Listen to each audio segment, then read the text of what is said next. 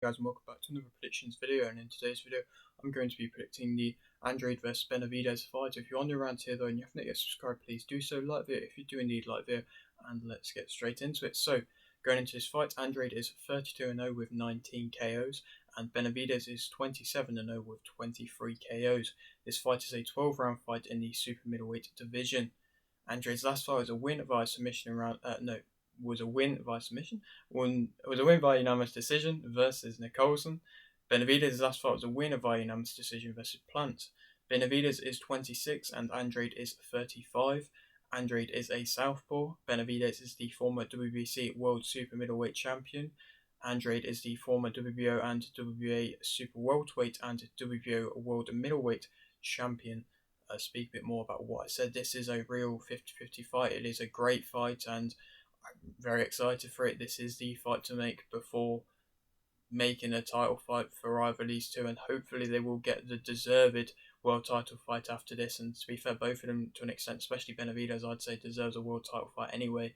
And to be fair, yeah, you'd have to argue Andrade as well. And so to see this fight happening before it is interesting. But either way, it's a great fight, and surprised this isn't for any title, to be honest.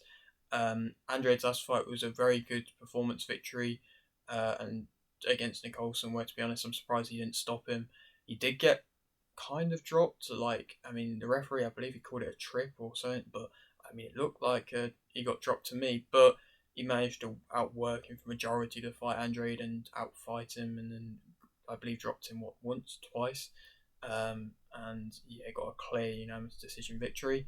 Benavidez' last performance was against Plant, this was seen as another 50-50 fight, and Plant put it on him early, was outboxing him quite successfully early, but he kind of switched off a bit and slowed down a bit in the later rounds. Benavidez started outworking him and improved throughout like he often does, and ended up putting on a good display via the end of the fight. And then to speak about the age, Andrade being that additional 9 years older is, I'm sure, going to play a factor. Obviously more experience, but is he going to be at the same level anymore as to what he maybe once was, because he hasn't fought at the top level in a little while now, and Benavidez has consistently been fighting at the top level, especially in his last fight as well, and he's got that momentum with him now. Not saying that Andrade don't, but I would just say that Benavidez especially does, beating the more superior opponents.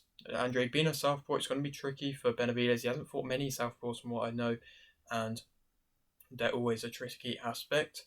Of course, being former world champions, both of them. Seems like Andrade's kind of more used to this weight now, and so kind of filling out quite nicely at this weight though, which is good to see for him. Also on this card, it's a great card, stacked card. Charlo vs Benavidez Jr., which I think Charlo will win via unanimous decision.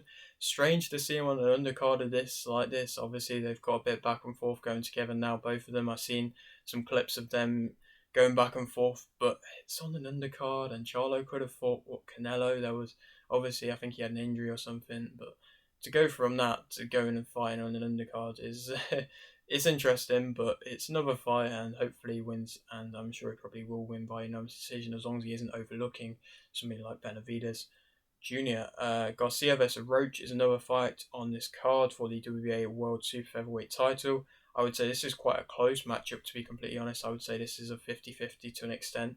I've got Roach winning via unanimous decision.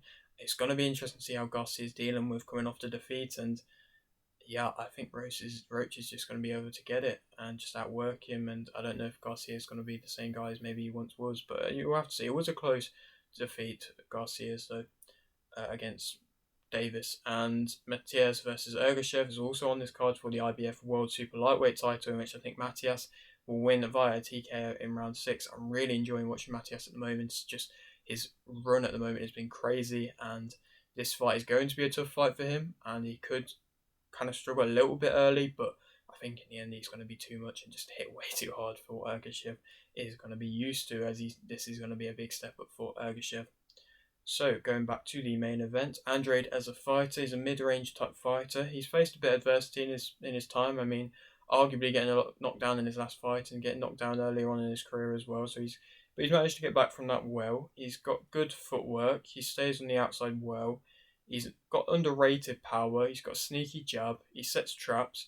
He's got looping shots. He's calculated. He's a fast starter. He can outbox.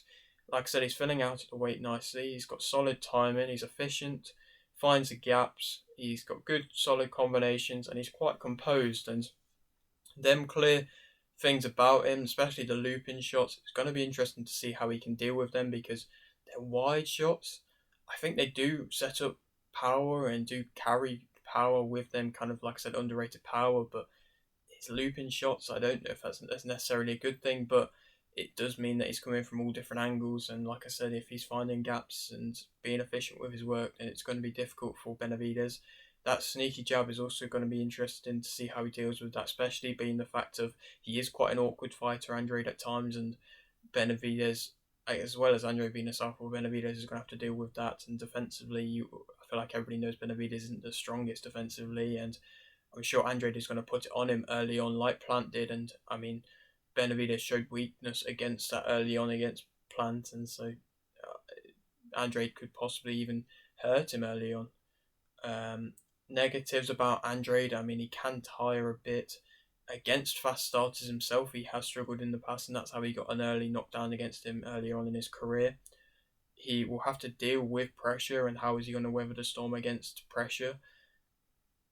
He can fade in fights a bit. He leaves himself in awkward positions and awkward open positions at times when he's going in to find these tricky angles. It means that maybe if he's landing one, then he's going to be able to get countered and get caught because he's leaving himself in a difficult position to get out of. He leaves his body and head very much open when he's attacking. He's quite maybe wild to an extent, and like I said, leaving defensively very open to counters when he's attacking. He's got them wide punches, sometimes too wide, too predictable.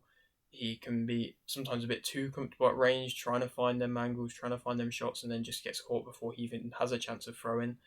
But then to speak about Benavidez has got great combinations, especially fast hands, but Andrade's also very quick fast in his own right. He knows how to let his hands go and knows how to get you out of there. He's an inside type fighter. He's very powerful. He counters well. He improves throughout fights, like I mentioned. He punches through you. He's faced adversity himself. I mean, he's been knocked down himself and managed to get back from that himself. He knows how to deal with boxers and knows how to deal with fighters that can outbox, and he did that against Plant and made the adjustments to then come on later and not on in the fight. He's taken his time a bit more with his work, and in that last fight was a very good performance from Benavidez when he got going, and I think it was nice to see him taking his time a bit more with his work and not trying to just rush it and force it a bit. He cuts off the ring quite well and can get you in a ring and in a corner. If he does that, that's when he's going to unload. He's a pressure fighter. He's he's strong, and like I said, it's going to be difficult for Andrade defensively wise when he's under a lot of pressure. It's going to be interesting to see how he deals with that, and the fact that Benavidez does counter well when he's going to be leaving himself open Andrade, how's that going to work out? Benavidez negatives, he does stand square up often. His footwork isn't great. He has to get comfortable in a fight, and sometimes, like I said, it means he can be a bit of a slow starter. He headhunts at times. He's a bit flat-footed. He can take punishment. He's defensively irresponsible at times and relatively often. Can be countered, can tire a little bit himself, but I feel like I said, he's improving on that now and taking his time more. And that last performance, he didn't tire at all, and he looked very good. He can be outboxed early, like I mentioned. His accuracy sometimes can be off. He can leave himself open a bit as well at times, and he is sometimes a little bit too overly aggressive and trying to rush his work a bit, like I mentioned, but he's improving with that. And so it's going to be interesting to see, with Andrade being the better mover, probably the more calculated of the two fighters, if he's going to be able to outbox him and move around him and move around the ring better than Benavidez. And I'm sure that's going to be a key to victory for Andrade. Andrade is the favourite for this fight, and I think that Benavidez will win via TKO in round 10. I think it just takes one shot for Benavidez to counter Andrade with. I don't think he's going to be able to stop him with one shot, but I think that could rock him, that could hurt him. I think we've seen a little bit of weaknesses in the past from his chin, Andrade, now, and I think Andrade can be hurt and leave himself so wide open, gets countered once, and then the tide turns, Benavidez pounces, and if he pounces, then I think in the later rounds that could be too late. And with him improving throughout, as like I mentioned, I think Benavidez can get a late stoppage in round 10. Where would he go on to fight next? Hopefully Canelo. That's the fight that has to happen now, in my opinion. Super middleweight division. Canelo, he has to give him the opportunity. He's been waiting so long now, Benavidez, and it was close to happening before this fight, but obviously it happened. It hasn't happened, and now we got this, which isn't a bad fight, of course, like I mentioned. If he can't get Canelo again, Munguia versus Ryder, the winner of that could be a very good fight. Or Morel, if he wants to go for, I believe the WBA regular belt. Might be wrong with that, but there's definitely big fights, big options out there. I'm sure he's only going to be looking at that one being Canelo, and I feel like because he hasn't gotten that shot to this point, Benavidez, he's going to come into this fight with an extra bit of oomph and a bit of determination to really make a statement, and I think that's what he's going to do. But yeah, that is it for today's video. Hope you did enjoy. Like this, if you need like this, subscribe if you're new, and thanks for watching.